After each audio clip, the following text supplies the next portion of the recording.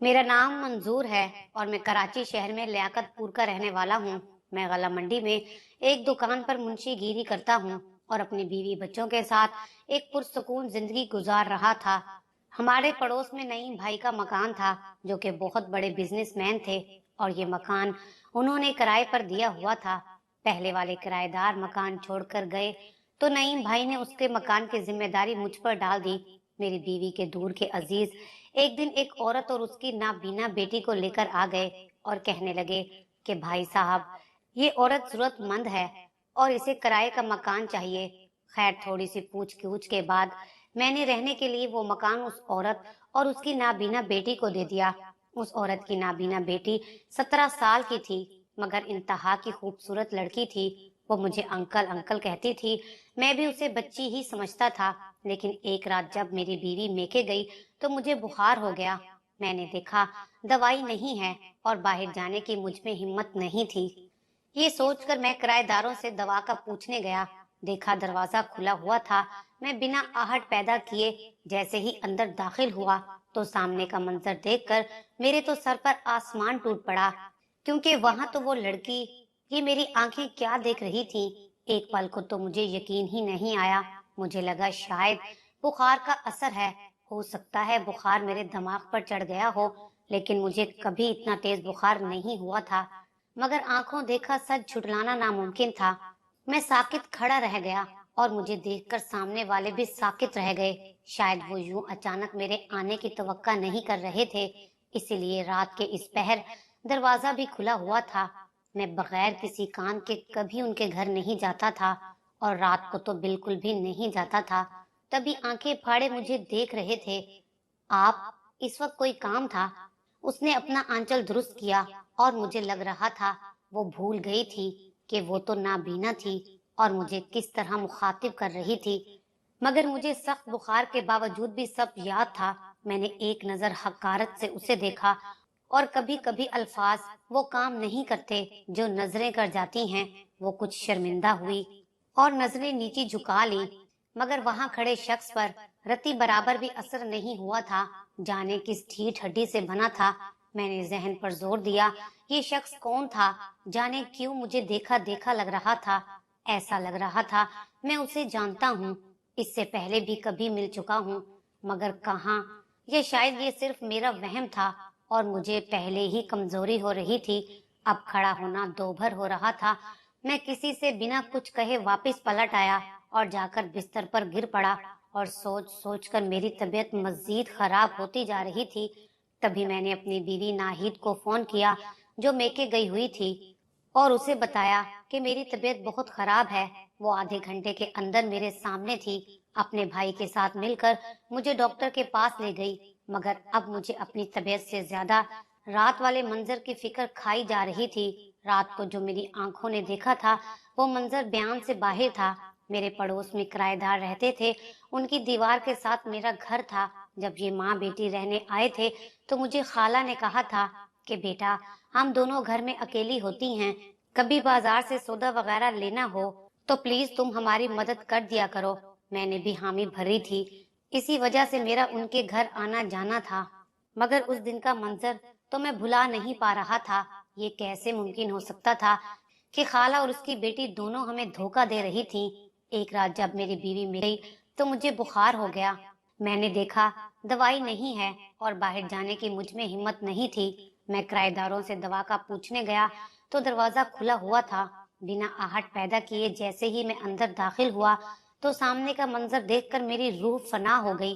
पहले ही मेरी तबीयत बहुत खराब थी, ऊपर से इतना बड़ा सदमा, इतना बड़ा धोखा मैं बर्दाश्त नहीं कर सका। सारी रात मेरी सोचते गुजर गई। अब मैं हॉस्पिटल से घर आ गया था, मगर बिल्कुल चुप था। मेरी बीवी बार बार बोल रही थी, आज खाला की बेटी सबा नहीं आई। खाला अक्सर उसे हमारे घर छोड़ जाती थी। अब मेरी आंखों के सामने सबा के दो दो रूप घूम रहे थे। ताहम वो मासूम 17 साल की नाबीना सबा, और कहाँ वो कल वाली मुझे जर्जरी आने लगी। मैंने अपना ध्यान झटक दिया। क्या बात है मंजूर, आप बहुत परेशान लग रहे हैं। कोई बात है तो मुझसे शेयर करें। नाहिद मुझे परेशान देखकर बोली, नाहिद, तुम खाला को बोलो कि ये मकान खाली करे। इस हफ्ते के अंदर अंदर मेरी बात सुनकर मेरी बीवी हैरान रह गई। मगर क्यों? खाला तो इतनी अच्छी हैं, कभी किसी किस्म की शिकायत का मौका नहीं दिया। मेरी बीवी मेरी बात सुनकर परेशान हो गई। नाहिद जैसा बोला है वैसा करो, मैं मजीद कुछ नहीं सुनना चाहता। मैंने दो टोक अल्फाज में कहा तो वो चुप हो गई, मगर उसकी परेशानी मुझे नजर आ रही थी, क्योंकि वो सदा की रहम दिल थी। उसे बूढ़ी खाला और उसकी नाबीना बेटी का दुख हो रहा था। मैंने आंखों के ऊपर बाजू रख दिए। ये इस बात का इशारा था कि मैं इस टॉपिक पर मजीद कोई बात नहीं करना चाहता था। नाहिद मायूस होकर चली गई। तभी खाला अपनी बेटी सबा के साथ परेशानी में हमारे घर आई। खाला ने मेरी तबीयत पूछी और वो काफी परेशान लग रही थी। उनसे बोला नहीं जा रहा था, मगर मैं समझ गया था वो किस लिए आई थी। तभी खाला अपने असली मुद्दे पर आई। बेटा, समझ नहीं आ रहा हमसे ऐसी कौन सी गलती हुई है जो तुमने एक हफ्ते के अंदर मकान खाली करने का बोला है। मैं इस बच्ची के साथ कहाँ जाऊंगी जो दोनों आंखों से नाबीना है। खाला दुपट्टे के पल्लू से अपने आंसू साफ कर रही थी, जबकि सबा परेशान चेहरा लिए कोने में खड़ी थी। मुझे समझ नहीं आ रहा था खाला भी इन सब में उनके साथ मिली हुई है या खाला को बेवकूफ बनाया जा रहा है। ना जाने लोगों के कितने चेहरे होते हैं, हर चेहरे पर निकाब होता है। पहचानना मुश्किल हो जाता है कौन सच्चा है कौन झूठा है, कौन हमारे साथ खेल खेल रहा है, कौन कौन साजिश में शामिल है। जब एक इंसान की हकीकत खुलती है तो हम सबको शक की नजर से देखते हैं, और कभी कभी यही शक हमें ले डूबता है। खाला मुझसे कोई जवाब ना पाकर वापस चली गई। मेरी तबीयत अब बिल्कुल ठीक हो गई थी। मेरी बीवी दिन रात मेरी खिदमत करती थी और मैंने जबरदस्ती उसे बच्चों के साथ मेके भेजा, क्योंकि उसके इकलौते भाई की शादी थी, वहाँ उसकी जरूरत थी। खाला वालों को भी मालूम था कि मेरी बीवी मेके गई हुई है। नाहिद ने कहा था रात को मैं वापस आऊंगी। मैंने उसे कह दिया था कि रात वहीं रुकना, मैं अब बिल्कुल ठीक हूँ। मैं रात का खाना खाकर अपने कमरे में बैठा था जब मेरे कमरे का दरवाजा बजा। मैंने आवाज दी, कौन है? अंदर आ जाओ। अभी दरवाजा खोलते ही मुझे सबा का चेहरा नजर आया और मैंने अपना मोबाइल रख दिया। तुम इस वक्त यहाँ क्या कर रही हो? तुम तो नाबीना हो, अकेली कैसे आ गई हो? जबकि तुम्हें मालूम भी है नाहिद घर पर नहीं है। मैंने कड़े तेवरों के साथ कहा, मुझे आपसे कुछ बात करनी है, सुबह कर लेना, अभी जाओ। मैंने उसे टालना चाहा, मगर वो मेरे करीब आई और रोने लगी, हाथ जोड़कर खड़ी हो गई। प्लीज, आप मेरी असलियत किसी को मत बताइएगा कि मैं बिल्कुल ठीक हूँ, अंधे होने का ड्रामा करती हूँ। और उस रात फिर उसने बात आधे में छोड़ दी। अभी दरवाजे का लॉक चढ़ाया और मैं परेशान हो गया कि अगर किसी ने सबा को मेरे कमरे में इस वक्त देख लिया तो क्या सोचेंगे। सबा ने भी दरवाजे की तरफ देखा और दरवाजा खोलने से पहले मेरे सीने से लग गई। मैं हड़बड़ा गया और मेरी बीवी दरवाजा खोलकर अंदर आ गई। हम दोनों को एक साथ देखकर उसका रंग उड़ गया। अभी तो आप मुझे प्यार कर रहे थे, अब क्या हुआ? और आप अंकल मुझे इस वक्त अपने घर क्यों ले आए हैं? सबा बिल्कुल भोली बन गई और अंधा होने का ड्रामा करने लगी। मैं सबा पर गुस्से होने लगा तो मेरी बीवी बोली, इसे क्यों डांट रहे हैं? ये बेचारी तो नाबीना है, मगर आप तो ठीक से देख सकते हैं, तभी मुझे घर आने से मना किया था। इतना बड़ा धोखा, मुझे यकीन नहीं आ रहा। आप इतने घटिया हो सकते हैं कि एक मासूम बच्ची पर बुरी नीयत। नाहिद बात आधे में छोड़ते हुए रोती हुई भाग गई और मैंने सबा की तरफ देखा और वो मुकराना अंदाज में मुस्कुरा रही थी। मेरा दिल कर रहा था कि इसे यहीं दफन कर दूं, मगर अभी मुझे नाहिद के पीछे जाना था। मुझे काफी वक्त लगा अपनी बीवी को समझाने में, उसे यकीन दिलाने में, मगर वो मेरी किसी बात का यकीन नहीं कर रही थी और मेके चली गई। बच्चे पहले ही वहां छोड़कर आई थी। मेरी तबीयत की वजह से उसे फिक्र हो रही थी, इसलिए वो रात को वापस आ गई थी। मगर सबा ने ऐसी चाल चली कि मैं दंग रह गया। कल तक जिसे मैं बच्ची समझता था, आज उसने मेरे ही किरदार की धज्जियां उड़ा दी, मुझे अपनी शरीके हयात के सामने शर्मिंदा करके रख दिया। कसूर मेरी बीवी का नहीं है, उसने जो देखा है उसे सच समझ लिया। मेरा दिल कर रहा था अभी जाकर सबा को ऐसा सबक सिखाऊं कि सबके लिए इबरत का निशान बन जाए। मैं गुस्से से खाला के घर चला गया। मैं अंदर पहुंचा तो खाला बैठी तस्बीह पढ़ रही थी। खाला, सबा कहाँ है? मैंने गुस्से से पूछा, क्या बात है बेटा, खैरियत तो है? इतनी उजलत में क्यों लग रहे हो? हमेशा की तरह खाला के सवालात शुरू हो गए। तो मैं अंदर बढ़ा। सबा सबा मैंने हर जगह ढूंढा, मगर वो कहीं नहीं थी। बेटा यहीं कहीं होगी, तुम बैठ जाओ, खाला ने प्यार से कहा। तो मुझे और गुस्सा आया कि खाला की बेटी क्या क्या करती फिर रही है। खाला इस चीज से अनजान है। खाला, आपकी बेटी कोई अंधी या नाबीना नहीं है। वो आपको और हम सबको बेवकूफ बना रही है। इसकी वजह से मेरी बीवी घर छोड़कर चली गई है। मैं इसे जिंदा नहीं छोड़ूंगा। इतनी बेहया है। आपको इस पर नजर रखनी चाहिए थी। मेरा जब्त तो जवाब दे गया था और खाला अपनी जगह सर झुकाकर खड़ी हो गई। बेटा, मैं सब जानती हूँ, मगर मैं मजबूर हूँ। उसकी इसी बेहयाई की वजह से मैंने उस पर नाबीना होने का पर्दा डाल दिया था। बेटा, मुझे माफ कर दो। मैंने तुमसे झूठ बोला था, और ये भी कि सबा मेरी बेटी नहीं बल्कि मेरी पोती है। जहाँ भी ले जाती हूँ ये अपने कारनामे से बाज नहीं आती। हर जगह मुझे शर्मिंदा करवाती है। इतने मकान बदले मैंने सिर्फ इस लड़की की वजह से, मगर ये हर जगह अपना रंग दिखाती है। आखिर दूध का असर है, इतना रंग तो दिखाएगी ना। खाला की भीगी आंखें शर्मिंदा लहजा इस बात के गवाह थे कि वो सच बोल रही थी। फिर खाला ने मुझे अपनी कहानी सुनाई। हमारा ताल्लुक एक शरीफ खाते पीते घराने से था। मेरे शोहर बहुत नेक और 5 वक्त के नमाजी थे। हमारी 2 ही औलादें थीं, एक बेटी और एक बेटा। बेटी बड़ी थी, बेटी की शादी कर दी। जबकि बेटे की शादी का वक्त आया तो उसने कहा कि वो अपनी मर्जी से शादी करेगा। हमने भी सोचा उसकी जिंदगी है, उसकी मर्जी है, जिससे चाहे शादी करे। हम बेटे की खुशी में खुश हो गए, मगर मेरे बेटे ने हमारे सारे ख्वाब तोड़ डाले जब उसने शादी के लिए एक बाजारी औरत को चुना। इस बात पर बाप बेटे का बहुत झगड़ा हुआ। मैं भी परेशान थी। मैंने अहमद को बहुत समझाया, मगर वो अपनी जिद पर अड़ा रहा और बाप की नाराजगी मोड़ लेकर उस औरत से शादी कर ली और उसे लेकर अलग घर में रहने लगा। इस दौरान हम बेटे की शक्ल देखने को तरस गए थे। मेरी तरफ देखकर मेरे शोहर ने इजाजत दी कि तुम जाकर अपने बेटे से मिल आया करो, और यूं मैं कभी कभी अपने बेटे से मिल आती थी। मेरा बेटा काफी परेशान और उलझा उलझा लगता। मैंने एक दिन उसे पूछा, बेटा, आखिर क्या वजह है कि तुम इस कदर परेशान रहते हो? तब अहमद ने कहा, अम्मी, मैं पछता रहा हूँ। मैंने फायजा से शादी करके बहुत बड़ी गलती कर दी है। वो घर बसाने वालों में से नहीं है। मैंने सोचा कि मैं इसे छोड़ दूंगा, मगर अब इसे छोड़ भी नहीं सकता क्योंकि वो माँ बनने वाली है। मैंने न जाने कैसे इसे रोक रखा है। इसे घर में बिल्कुल मजा नहीं आता। इसके तौर तरीके भी शरीफों वाले नहीं हैं। मुझे अब डर है, अगर मुझे फायजा से बेटी पैदा हुई तो मेरा क्या होगा। ऐसा कहकर अहमद चुप कर गया। वो बहुत परेशान था। मुझे उसका बहुत दुख हुआ।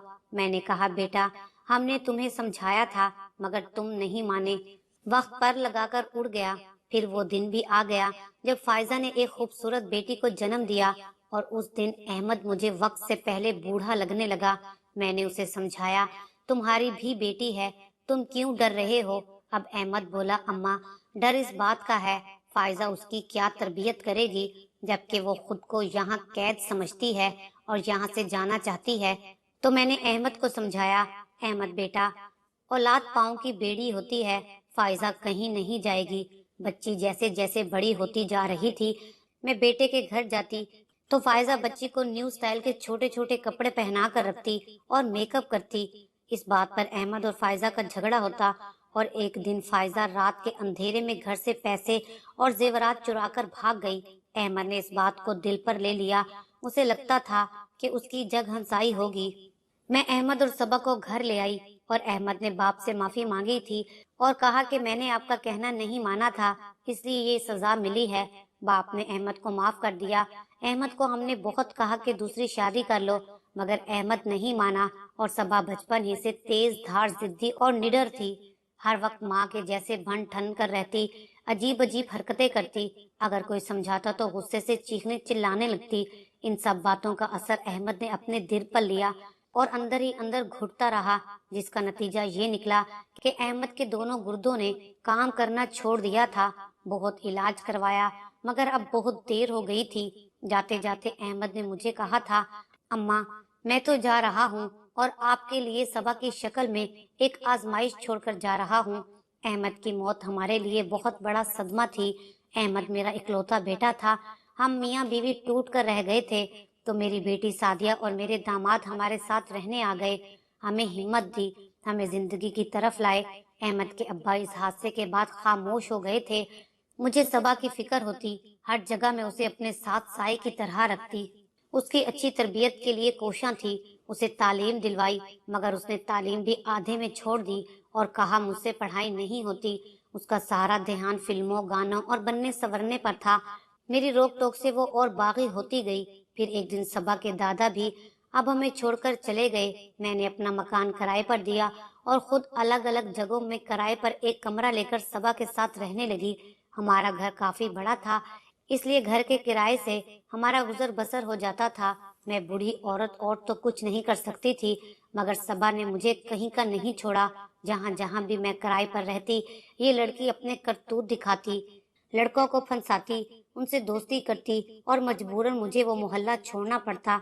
सच कहा था अहमद ने कि मैं ये आजमाइश आपके लिए छोड़कर जा रहा हूँ।